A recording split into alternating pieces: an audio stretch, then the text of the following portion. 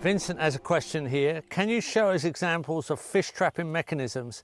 Are there a type or class you find preferable or easiest to build and use?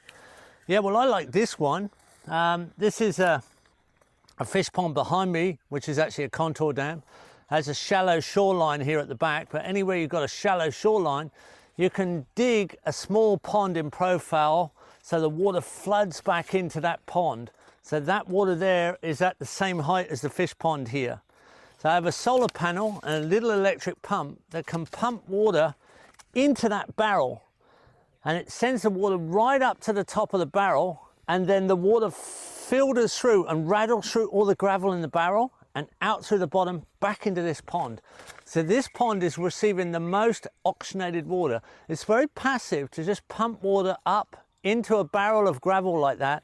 So the water comes out of the top, you've only lifted it the height of the barrel, and then the water rattles through all the gravel on the way back down to the bottom and back into the pond. So you've really very passive oxygenation. So you've got more oxygenated water there, and you can feed in here.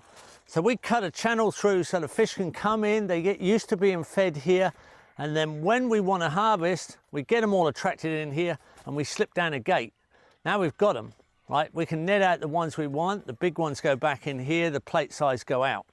So this becomes also an area, if we got really hot weather and the water's getting a bit deoxygenated, we can oxygenate here, and this becomes a recovery point. So this is an attractive section of the pond. You can do that in many ways, that you can have a highly oxygenated little canal or a little back pond that the fish have access to, and it's also where you regularly feed and they quickly get used to that habit and you can attract in. So it's just a matter of having those regular areas of, if possible, extra oxygenation and a regular feeding point.